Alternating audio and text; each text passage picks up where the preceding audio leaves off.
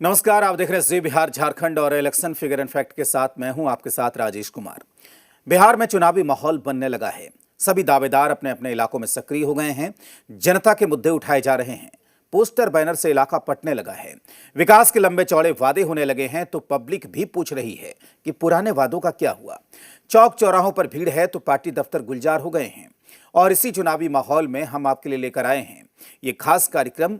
इसमें आपको मिलेगी आपके विधानसभा सीट को लेकर पूरी जानकारी। फिगर एंड फैक्ट के साथ हम आपको बताएंगे आपके सीट का पूरा हाल। तो चलिए शुरू करते हैं इलेक्शन फिगर एंड फैक्ट में आज का कार्यक्रम।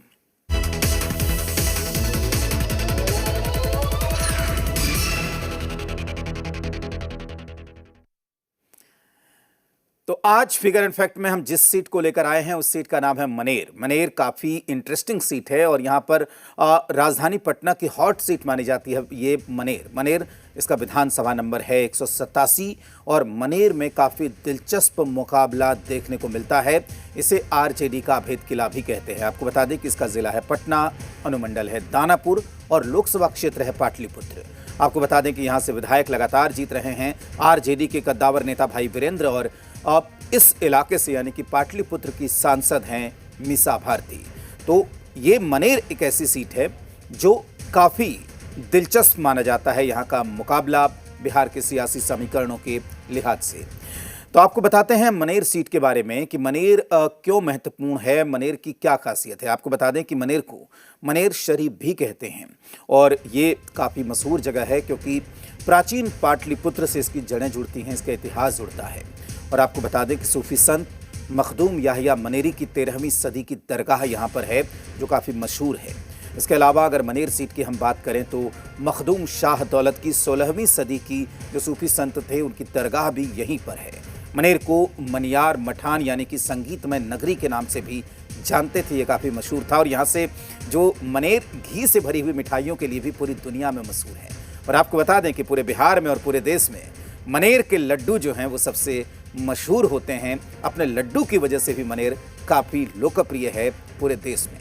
और अब आपको बताते हैं कि मनेर का चुनावी इतिहास क्या है, यानी कि सियासी नज़रिए से अगर हम मनेर विधानसभा सीट को देखें तो इसका नतीजा किस तरीके से रहा है।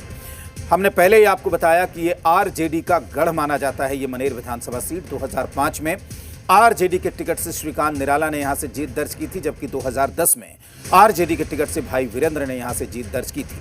2015 के चुनाव की बात करें तो भाई वीरेंद्र ने एक बार फिर से जीत दर्ज की और 2020 की बात करें तो यहां भी भाई वीरेंद्र ने एक बार फिर से जीत दर्ज की।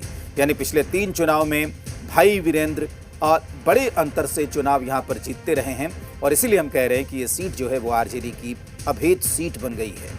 आपको बता दें कि मनेर विधानसभा में जो पिछला चुनाव था 2020 का, उसका नतीजा क्या रहा था वो हम आपको बताते हैं।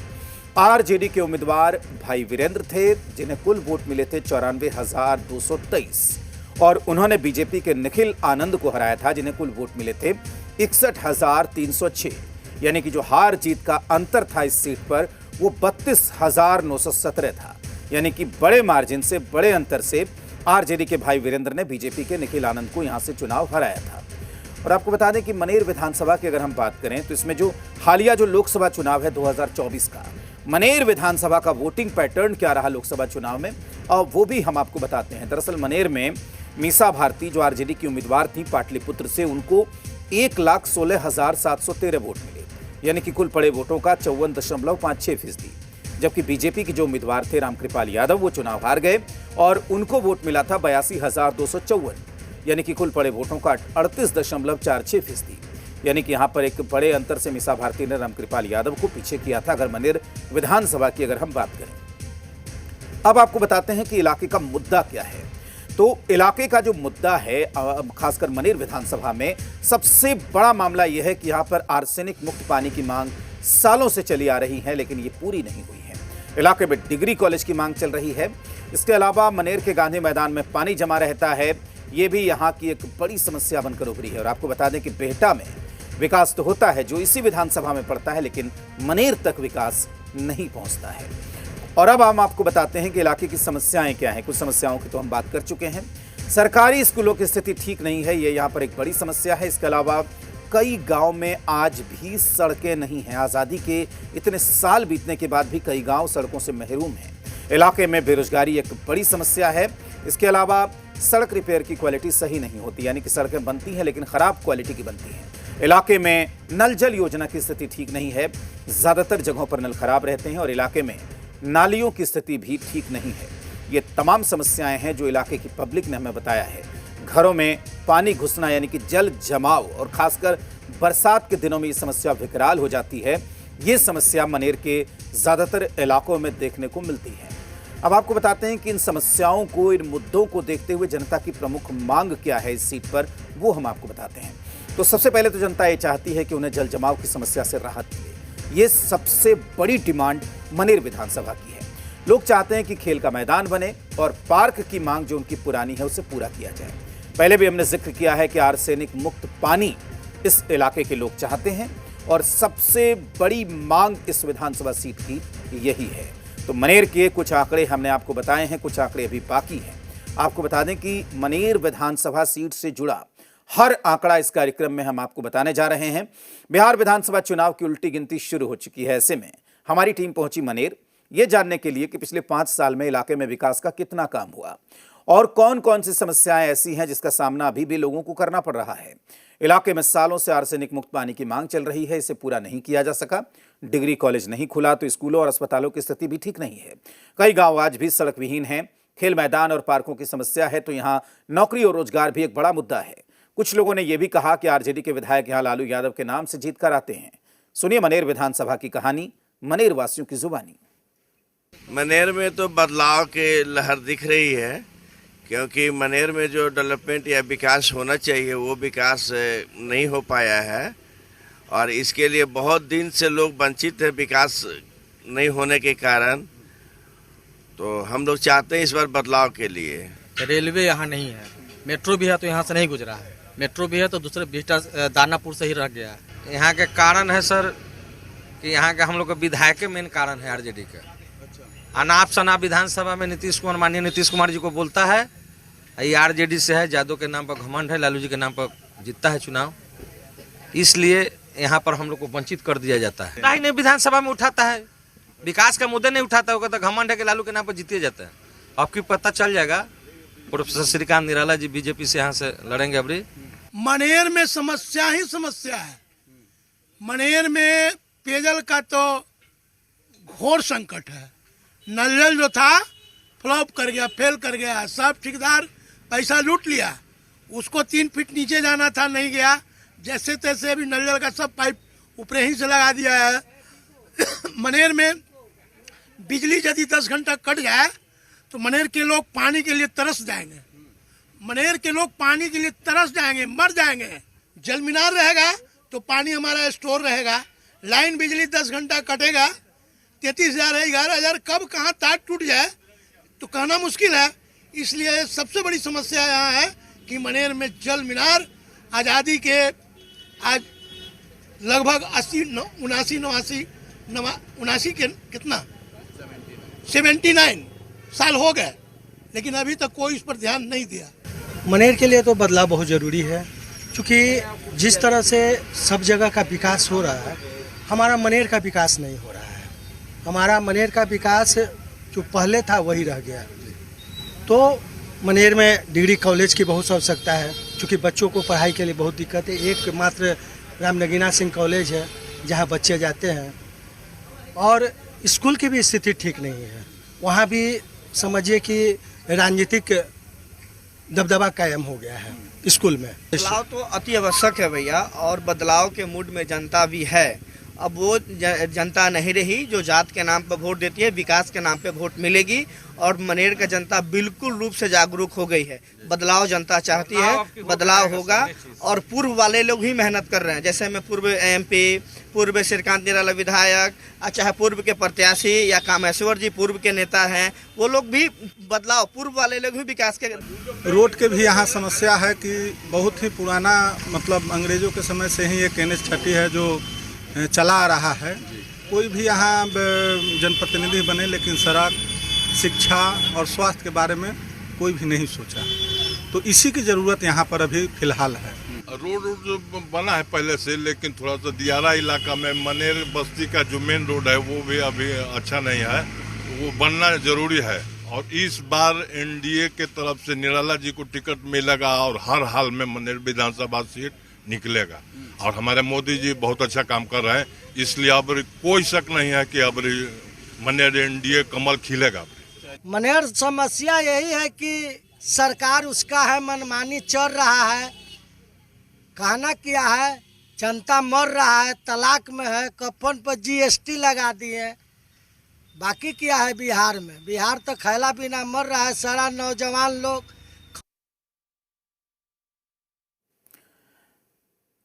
और अब आपको मनेर से जुड़ा एक और आंकड़ा दिखाते हैं। वोटर्स का आंकड़ा यहां पर क्या कहता है, आपको बता दें कि मनेर विधानसभा सीट पर कुल 3,16,000 के करीब मतदाता हैं, जिसमें पुरुष मतदाताओं की संख्या 1,65,000 है, जबकि महिला मतदाताओं की संख्या 1,48,000 के करीब है। इसमें ट्रांसजेंडर वोटर्स की अगर बात करें तो 7 ट्रांसजेंडर वोटर्स यहां पर रजिस्टर्ड हैं। इसके अलावा इस इलाके में हम पीके फैक्टर की बात करते हैं कि प्रशांत किशोर और उनकी पार्टी जन सुराज को लेकर क्या देखने को मिल रहा है। आपको बता दें कि यहाँ पर मनेर वासियों ने पीके की तारीफ की है। पीके की सोच काफ़ी अच्छी है। उन्होंने केवल इतना कहा है कि अगर नई सोच है तो नए लोगों को मौका मिलना चाहिए, पुराने लोगों को नहीं। जन सुराज की तरफ लोग आकर्षित हैं। एजुकेशन और स्वास्थ्य ज़रूरी है। और ये भी कहा कि प्रशांत किशोर काबिल आदमी हैं और वो जो बात कह रहे हैं उससे असहमत नहीं हुआ जा सकता। यानी कि पीके, प्रशांत किशोर और जन सुराज की तरफ लोग उम्मीद भरी निगाहों से यहाँ पर देख रहे हैं। तो लगातार मनेर विधानसभा सीट की हम बात कर रहे हैं। मनेर विधानसभा से जुड़ा हर आंकड़ा हम आपको बता रहे हैं।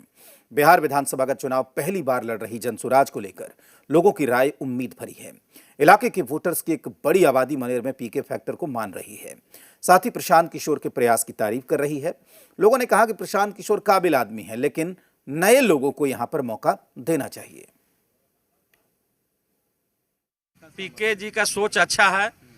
पीके जी का जब जन आंदोलन के रूप में जन स्वराज जब हम पर्सनल अपना बता रहे हैं तो अच्छा लगा, लेकिन वो भी वही कर रहे हैं, पूरे विधायक को धरने जा रहे हैं।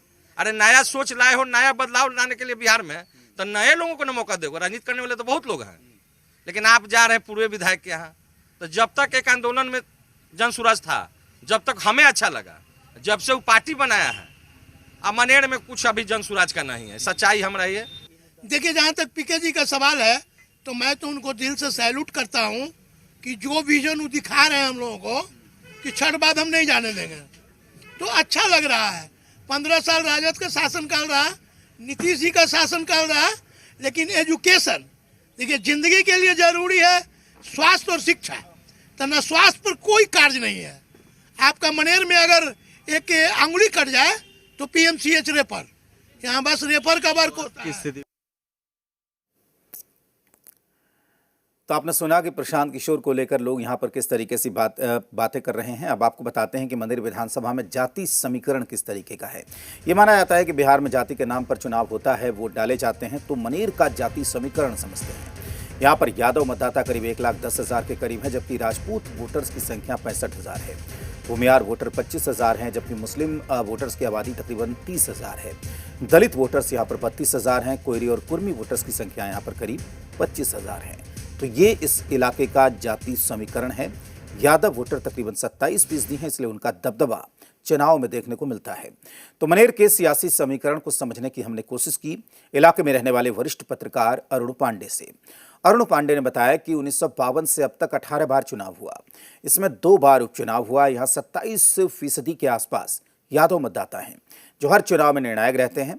हालांकि सियासी ट्रेंड यही रहा है कि हर बार चुनाव में विकास का मुद्दा गौण हो जाता है और जाति के नाम पर वोट पड़ते हैं।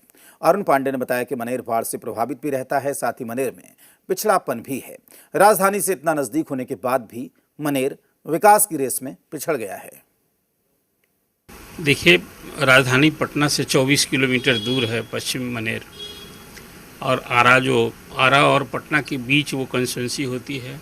ये बिहार की एक पुरानी कंस्टिट्यूंसी है। 52 से ही वहाँ अब तक, अभी 18वीं विधानसभा के चुनाव होंगे, और अब तक वहाँ कोई 18 बार चुनाव हो चुका है। उसमें 2 उपचुनाव भी हुए हैं, 16 उपचुनाव हुए हैं। 26-27% यादव बहुल क्षेत्र है वो। इसलिए ये बात मैं कह रहा हूँ कि बिहार की राजनीति में, सामाजिक जीवन में जाति एक सच्चाई है, और हर कोई अब चुनाव हो, मुद्दे की चर्चा आपने की अभी तो मुद्दे के बजाय फिर वहाँ होगा क्या, इसकी भी चर्चा करेंगे। तो हर बार चुनाव में यही होता है कि मुद्दा गौण हो जाता है।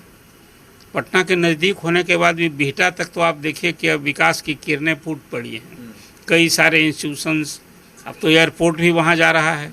लेकिन मनेर अपने आप में एक बड़ा प्रसिद्ध स्थान है, सूफी संतों की जगह है। मनेर का लड्डू तो देश दुनिया में चर्चित है, एक फिल्म भी बनी थी। तो आपने उस क्षेत्र की जो बात की, वहाँ लोगों की अपेक्षा है कि राजधानी के इतना समीप होने के बाद भी उस हद तक अपेक्षित विकास नहीं हुआ। मैं ये भी चाहूँगा कि भाई आप अपने व्यूअर्स को ये भी जानकारी दीजिए कि 52 से चुनाव है, उसमें एक ही परिवार से 8 बार जीते। मैं ये श्रीकांत निराला की बात कर रहा हूँ, खुद 4 बार जीते। इसके बाद उनके 2 बार माताजी जीती, 2 बार पिताजी जीते। तो एक परिवार में 18 चुनाव हुए, 8 चुनाव तो एक परिवार के नाम रहा। अभी जो प्रेजेंट विधायक हैं राजद के भाई वीरेंद्र, 4 बार वो जीत दर्ज कर चुके हैं, 3 बार हैट्रिक लगा चुका है पिछले तो वही कहते हैं। तो वो ये चौथा ये चुनाव उनका होगा। वो 2000 में जीते, फिर 10 में जीते, 15 में जीते और फिर 20 में जीते हैं। तो अब तो हैट्रिक क्या, अब तो चौथा ना, वो उनका ये 5वां बार होगा ये। तो कुल मिला जुला कर, लेकिन वहाँ यादवों में ही यादव बहुल होने के कारण, जो जैसा मैंने आपसे बताया कि 26-27% वहाँ यादवों की आबादी है, तो 5-6% मुस्लिम भी है। तो M/I फैक्टर जिसको आप कहते हैं बिहार में, जो राजद का USP है, वो वहाँ स्ट्रॉन्ग दिखता है। मुद्दा क्या रहेगा? मुद्दा फिर वही जो मुद्दा विकास का मुद्दा कहाँ हावी होता है, मुद्दा जात का हावी होता है। जात के खिलाफ जात का चुनाव होता है। पिछले चुनाव में वहाँ राजद और BJP के बीच मुकाबला था और उसमें कोई BJP के निखिल आनंद कैंडिडेट थे। तो मुकाबला में तो कुछ बहुत ही ज़्यादा अंतर से, कहीं कि 47% वोट मिला था भाई वीरेंद्र को। तो कुल मिला जुला कर एक स्थिति है कि अब सबों की निगाह भाई वीरेंद्र परिचय के मोहताज नहीं है। आपने देखा कि उनका वीडियो टाइम टू टाइम उनके बड़बोलेपन होने के कारण या अपने खास अंदाज में, चाहे वो सदन में कुछ बोलें या सदन से बाहर बोलें, हमेशा वो सुर्खियों में रहते हैं। और इसी के साथ आज के फिगर एंड फैक्ट में इतना ही। उम्मीद है कि आपको मनेर सीट की पूरी जानकारी मिल गई होगी। साथ ही आपने यहाँ की पब्लिक का मूड और राजनीति का मिजाज भी भांप लिया होगा। अगले एपिसोड में मिलते हैं किसी और सीट के फिगर एंड फैक्ट के साथ। तब तक के लिए नमस्कार।